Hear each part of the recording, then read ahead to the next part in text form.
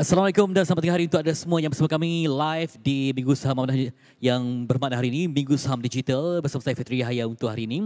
Berkongsi ilmu dan pengalaman keuangan daripada pakar yang hebat untuk mengupas pelbagai topik yang menarik bersama dengan saya. Dan juga pastinya inilah satu perkara yang amat penting di saat kita tempuhi detik yang sukar. Dalam menempuh detik sukar ini, apakah ilmu yang perlu kita ada? Kadang-kadang kita ada keuangan tapi semakin menyusut. Kita ada pelbagai ilmu tapi tak dapat dipraktiskan dengan cemerlang, mungkin kerana kurang upgrade ilmu. Sebab zaman telah pun berubah, macam-macam boleh terjadi. Dan inilah masa untuk anda bersama kami dalam minggu yang terbaik, Minggu Saham Digital. Walaupun tidak bersumuka, tapi tetap ada peluang untuk kita tambahkan ilmu bersama. Dan untuk hari ini, saya akan bersama anda pada hari ini, esok Sabtu, Ahad, Isnin dan Selasa dengan tetamu yang berbeza pada pukul 1 sampai 1.30. Pastikan anda bersama saya sebab ada limpahan ilmu bakal menanti anda. Dan untuk hari ini kita akan berbincang bagaimana COVID-19 mengubah segalanya. Dan untuk itu saya akan bersama dengan seorang panel, pengasas dan juga penulis blog Ringgit Oh Ringgit, Cik Suraya Zainuddin. Apa khabar? Khabar baik Fitri, Assalamualaikum. Ya, baik. Dan hari ini kita pertama kali bersua dengan satu perkara yang walaupun santai tetapi amat penting untuk semua. Baik, kita sedari bahawa COVID-19 memberi kesan yang sangat besar kepada ekonomi dan kewangan individu. Ramai yang terjejas dan kehilangan pendapatan. Jadi, apakah sebenarnya pengajaran yang paling bermakna untuk semua dalam konteks kewangan supaya semua orang bersedia dengan apa jua kemungkinan? Silakan. Terima kasih Fitri. Pengajaran yang saya boleh nampak daripada kesan COVID-19 ini ialah sebenarnya ada, kalau nak simpulkan ada dua lah. Satunya ialah kepentingan dana kecemasan. Stres bila tak ada duit ni stres yang sangat melampau. Jadi orang yang ada dana kecemasan, Alhamdulillah boleh bertahan lama sikit. Orang yang tak ada dana kecemasan, susahnya sekarang. Yang kedua yang kita boleh dapat tahu ialah apa jadi dengan sistem kita sekarang ni di mana ramai orang tak ada dana kecemasan. Jadi kita kena buat sesuatu. Ada setengah orang mungkin keluarga mereka jenis yang suka dia cakap benda macam biar menyesal beli, biar menyesal tak beli. Jadi budaya berbelanja tu kuat. Tapi jaga juga dalam masa yang sama kita boleh juga cakap gaji minimum kita memang kecil. Jadi memang orang susah nak dapat dana kecemasan tu. Itu bukan saya cakap, itu BNM cakap. Jadi banyak cara yang kita boleh buat supaya orang boleh kumpulkan lebih dana kecemasan dalam masa akan datang. Itu dia, dana kecemasan sebagai perkara pertama yang paling penting untuk kita bincang hari ini. Jangan lupa catatkan sambil anda mungkin makan, sambil anda membuat apa jua pekerjaan, dana kecemasan. Baik, soalan yang kedua, walaupun kita dah ada kewangan yang agak baik ataupun dah semakin menyusut, penting untuk barangkali menilai kembali status kewangan. Mungkin kita nampak macam banyak tapi rupanya ada hutang, ada liability yang kita tak perasan. Jadi menilai pada masa yang sama juga untuk mengawal semula kewangan dan perbelanjaan. Ya. Betul. Jadi untuk sekarang ni dan terutamanya kepada orang yang mungkin mungkin pendapatan makin kurang, makin terjejas kerana COVID-19, mungkin dapat buat semula bajet supaya anda kena kurangkan perbelanjaan. Kos dah tak boleh sama dengan dulu, kos kena kurangkan. Jadi buat bajet itu kena cek. Tengok pendapatan yang ada berapa, yang keluarnya berapa. Jadi kena tengok. Kalau cukup, Alhamdulillah. Kalau tak cukup, itu susah sikit. Jadi kena buat cara apa pun yang boleh buat supaya boleh kurangkan dan juga kena tambahkan pendapatan. Dan yang ketiganya ialah kena sendirilah macam Fitri cakap tadi. Kena usahakan diri cari ilmu, cari ahli-ahli Financial Education Network ni, cari timba ilmu supaya dapat strukturkan hutang contohnya. Banyak benda yang kita boleh buat supaya kita punya kewangan lebih kuat lagi. Okey, itu dia. Kata kunci yang kedua untuk menilai semula kewangan kita.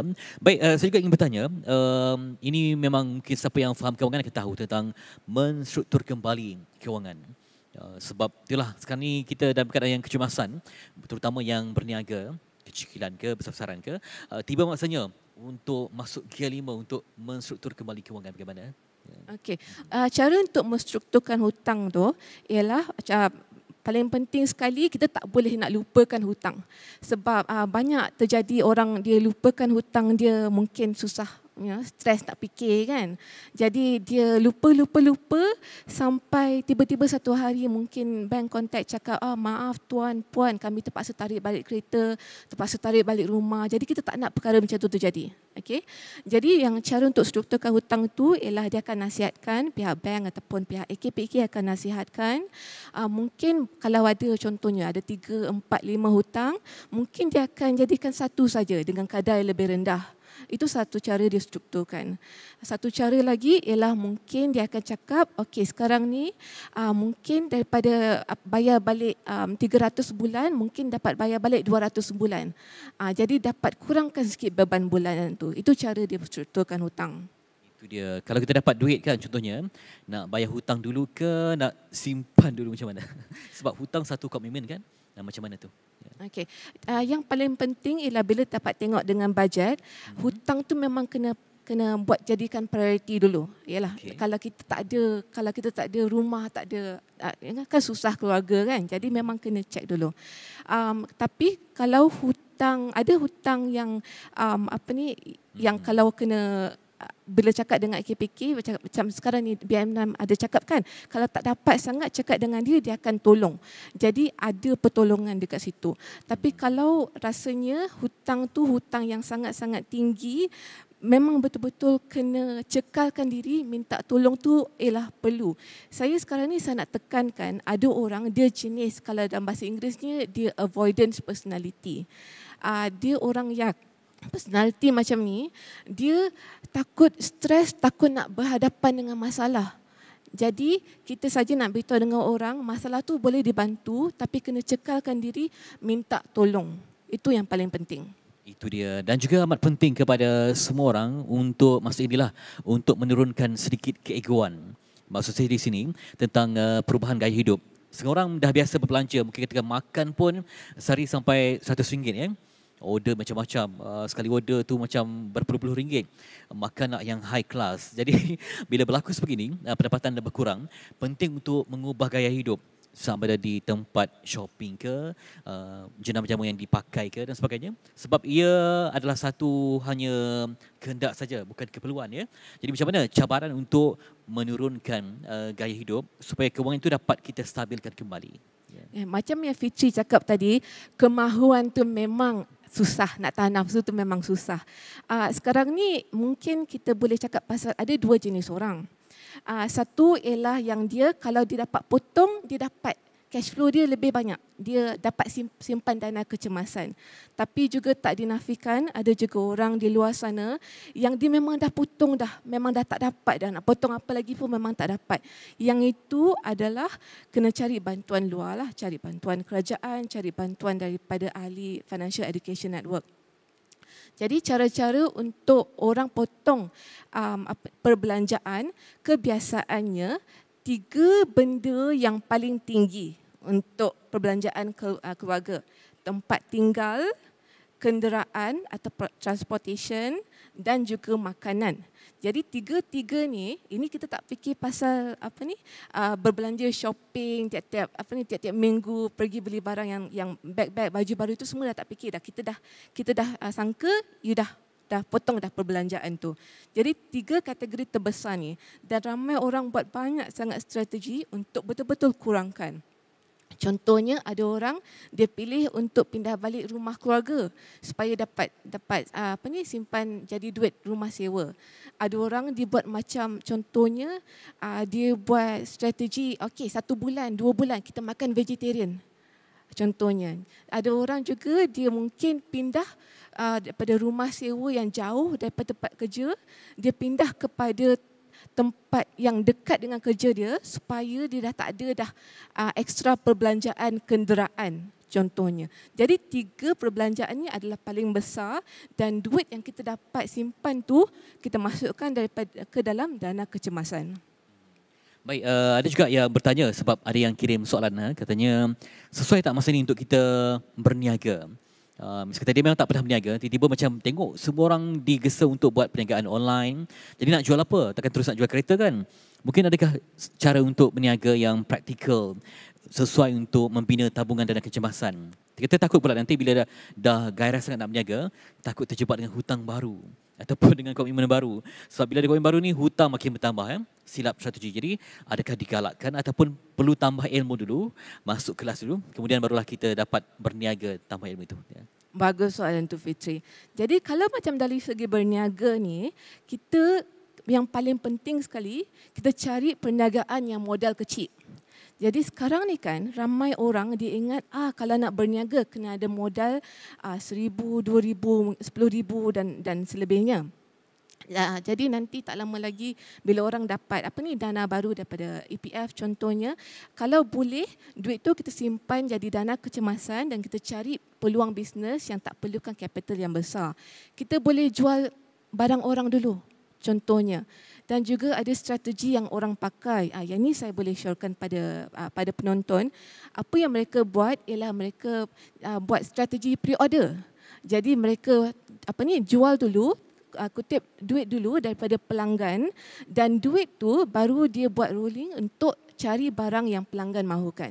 Jadi duit yang asal tu dia tak perlu simpan barang dulu dan juga dalam masa yang sama dia boleh tahu barang ni sebenarnya orang nak. Jadi jangan kita jual barang yang orang tak nak, kita jual barang yang orang nak. Kita jual servis yang orang nak. Cari pelanggan dulu, baru kita cari mana nak supply barang. Okey, lagi satu, ini juga tentang gaya hidup sebenarnya. Sebab bila kita sebut tentang kehidupan ni, ada orang yang dulu dia betul-betul pentingkan kelas ya.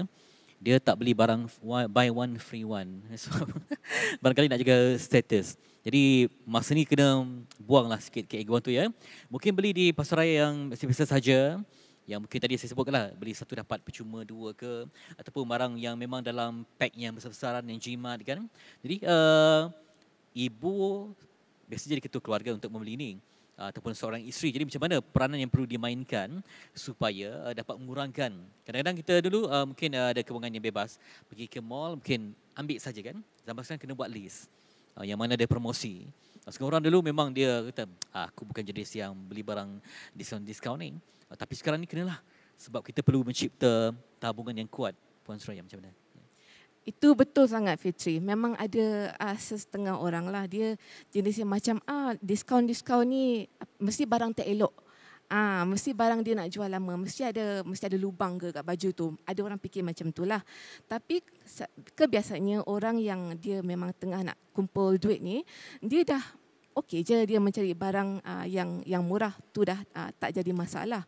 Mungkin pada masa yang ini, mungkin kita cuba dekatkan diri dengan kawan-kawan yang suka simpan duit. Jadi kadang-kadang benda-benda macam ni bukan kita sendiri yang nak beli tahu. Kadang-kadang kawan kita hasut, kadang-kadang keluarga kita hasut. Betul tak? Fitri pernah jadi kan? Jadi kadang-kadang bila kita macam pergi keluar dengan kawan ke apa ke, dapat tengok baju yang full price punya. Tengok, lawa tak? Dia kata, lawa, beli, you kena beli. Dah terbeli sebab kawan hasut contohnya. Jadi kita kena dekatkan diri dengan kawan-kawan pun yang sama mentaliti dengan kita, yang sekarang ni kita kena simpan dulu. Jadi konsep ini dalam bahasa Inggerisnya namanya delayed gratification.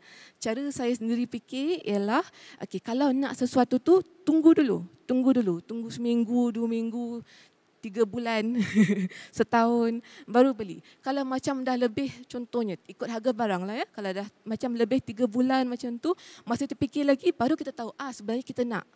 Tapi kebiasaannya barang-barang tu dah seminggu dah lupa. Kan, jadi bila dah tak nampak je dah lupa. Jadi dekat tempat tu kalau kita dapat kita letak dulu, kita jalan dulu, baru kita dapat kurangkan sikit nafsu membeli tu. Okey, dan semua ini memerlukan kepada disiplin yang amat tinggi. Sebab tanpa disiplin kita buat apa sekalipun takkan berjaya.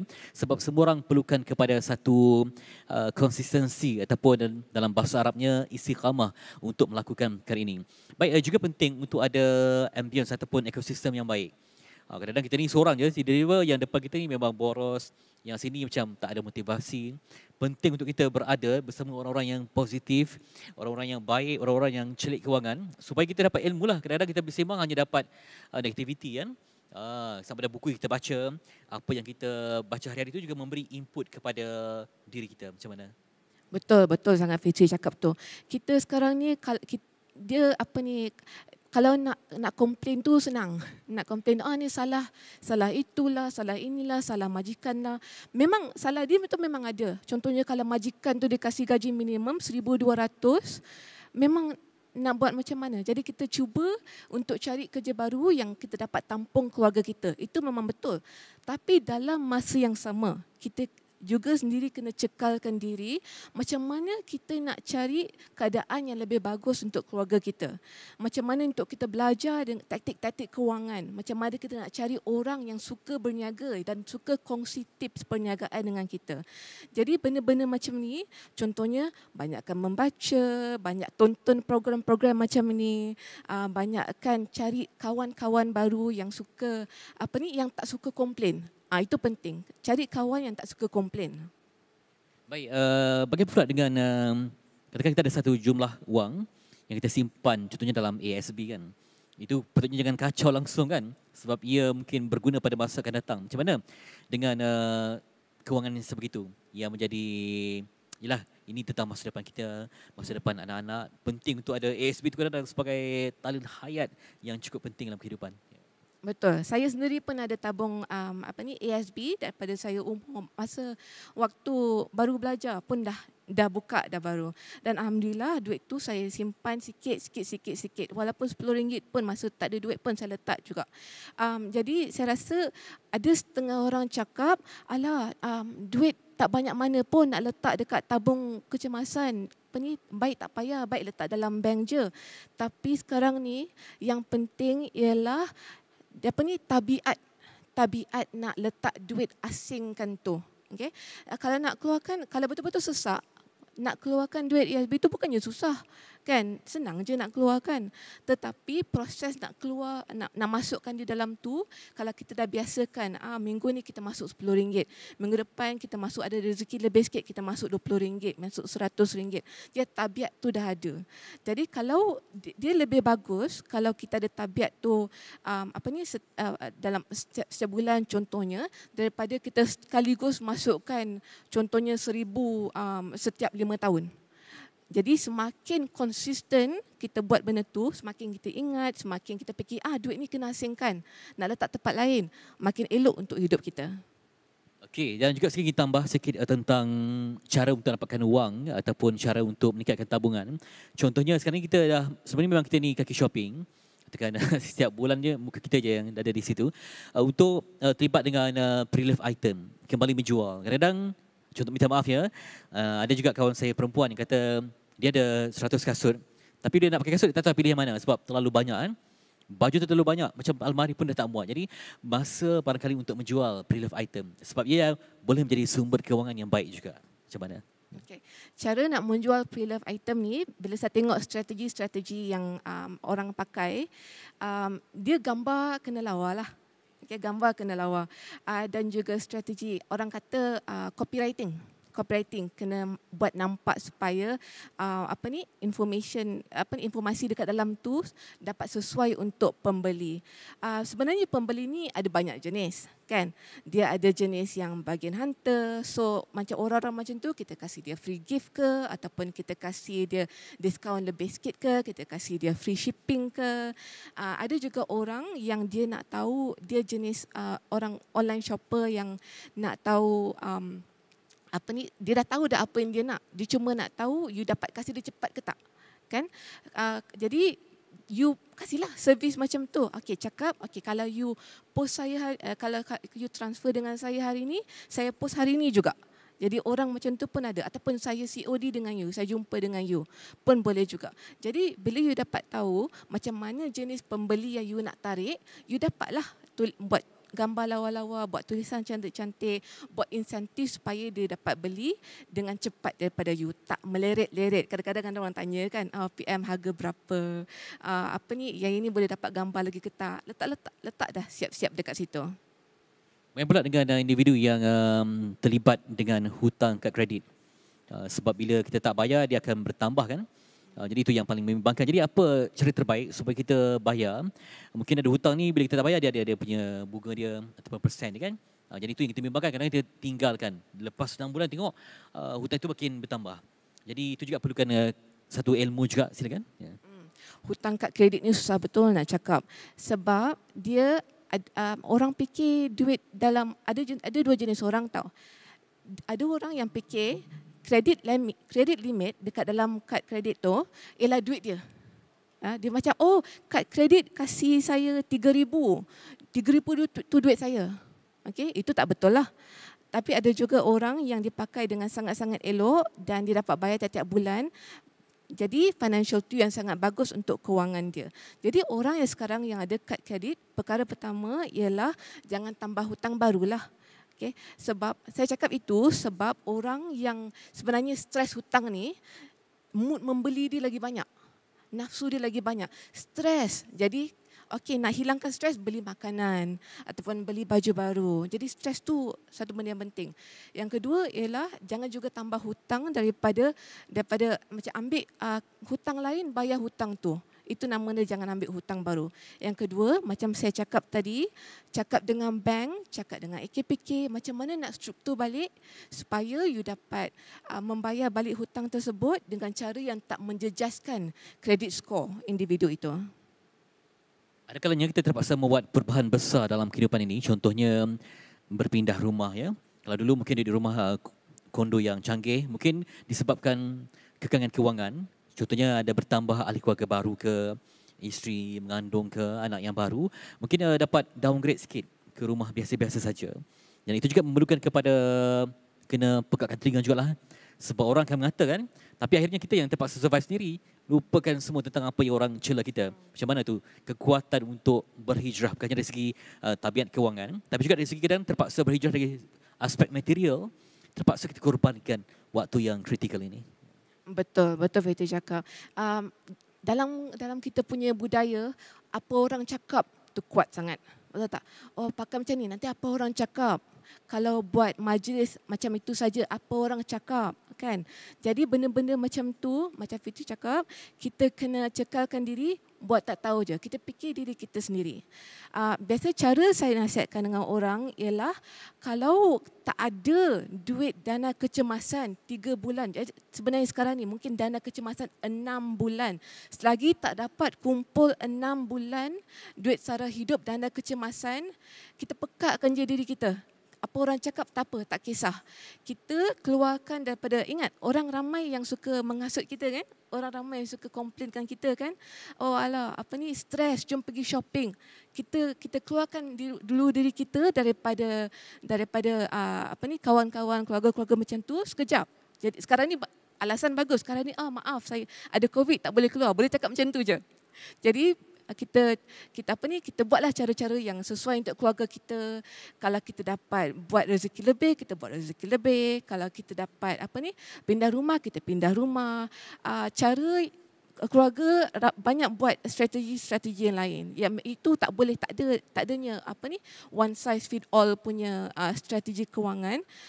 Ikut budi bicara keluarga masing-masing, asalkan tiap-tiap bulan dapat maintain, dapat kalau macam paling minimum pun 10% daripada income tu kita masukkan tempat lain, masuk dalam ASB, masuk dalam tabung kecemasan. Ya, dan juga ambil semua peluang yang ada, kadang-kadang hanya percuma saja diberikan. Contohnya macam moratorium ataupun nanti ada apa jua program yang dianjurkan, kita mungkin terpaksa berkorban sikitlah berjumpa dengan pihak AKPK contohnya, ataupun banyak perunding, contoh macam di ASB sendiri ada perunding sendiri supaya dapatkan ilmu yang tepat. Kadang kita hanya gunakan guru Google saja tidak memadai ya. Jadi amat penting untuk berjumpa dengan perunding kewangan yang tepat supaya kita dapat ilmu untuk bertindak dan meneruskan langkah yang seterusnya. Fitri, betul cakap Fitri cakap tu. Ada setengah orang kan dia tak percayakan nasihat kewangan daripada contohnya daripada pihak PNB, daripada pihak BNM. Dia lagi percaya dengan dengan contohnya macam ustaz dekat kampung ataupun ketua kampung dia. Ada yang kasih nasihat yang bagus, tak dinafikan. Tapi ada juga kasih nasihat yang salah. Yang saya dapat tengok data daripada yang keluar research daripada pihak Authority, dia cakap kadang-kadang orang yang buat apa ni, yang money game punya investment ni, yang Ponzi ni, yang MLM ni, yang disuruh dia jenis pelaburan yang disuruh you kasih apa ni 10,000, dia akan kasih you balik apa ni 30,000 contohnya. Benda-benda macam tu. Jadi kita kena cari tempat nasihat yang bagus. Satu kajian juga yang mengatakan rakyat Malaysia dia ingatkan pelaburan 30% ke macam tu ialah pelaburan yang apa ni yang sesuai. Sebenarnya 30% setahun tu kiranya sangat-sangat tinggi dan sangat-sangat berbahaya. Jadi kalau macam contohnya ASB 6%, 7% itu kadar yang perlu dilihat. Tak perlu kejar yang tinggi-tinggi ni, takut duit you yang habis. Okey, dalam masa yang tinggal sikit saja lagi masa. Masa yang terakhir ni apa mungkin nak Cik Suraya kongsikan kepada semua supaya sentiasa committed, sentiasa ada ilmu demi survival di musim yang mencabar COVID-19 dan kita pun tak tahu bila bangsa akan kita dapat vaksin untuk hidup seperti biasa. Dengan norma baru ini, apakah nasihat yang paling berkesan untuk semua? Silakan. Ya. Okey, yang saya dapat nasihat daripada orang lain ya, saya sendiri pakai. Dia cakap selagi tak dapat 1 tahun dana kecemasan, jangan pakai duit anda, jangan pandu duit anda. Maksudnya ini bukanlah masa nak cari kereta baru, ini bukanlah masa nak cari jam baru, beg baru, baju baru, ini bukanlah masa nak buat rambut baru semua. Tunggu sampai dapat 1 tahun dana kecemasan, lepas tu baru boleh fikir. 1 tahun dana kecemasan ya? Setahun? Oh, maksudnya kena makin betul-betul. lama lagi bagus. Okey, jadi untuk sampai ke arah itu kita betul kena disiplin ya sebagai kunci dan teras panduannya. Okey, pengalaman Cik Suraya sendiri, macam mana nak tambahkan disiplin, membuang segala godaan shopping dan semuanya? Silakan. Nak buang godaan tu selain daripada kita cari apa ni kawan yang kasih kita influence yang bagus sikit lah kan. Cari kawan-kawan yang jenis macam daripada dia cakap, belilah murah je, RM10 je, RM5 je belilah. Cari kawan yang macam, you cukup tak duit bulan ni? Cari kawan-kawan macam tu. Itu satu. Yang kedua, ramai sekarang ni suka beli online kan. Jadi kalau bolehlah uninstall semua app-app shopping yang membuatkan nafsu kita naik, ataupun paling kurang pun tutup app notification dia. Kan? Ni kadang-kadang sehari beberapa kali app dia keluar, ada sale, ada sale. Kadang-kadang kalau masa tu kita tengah rasa down sangat, kita tergoda, betul tak? Jadi tutup, uninstall terus. Lepas tu yang kedua ialah kita keluarkan diri kita daripada apa ni follow orang-orang yang menghasut kita membeli.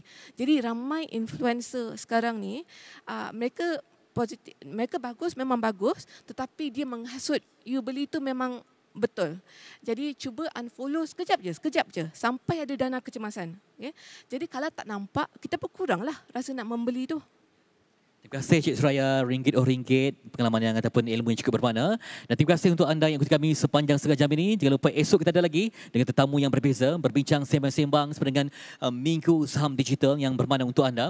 Dan esok kita akan bersama dengan bersama dengan 4 tempat best untuk anak muda yang ingin melabur dan juga bina kehidupan selesa. Kita akan bincangkan esok di waktu yang sama, 1 tengah hari, dan pastinya akan melimpahkan ilmu dan pengalaman yang cukup berbeza.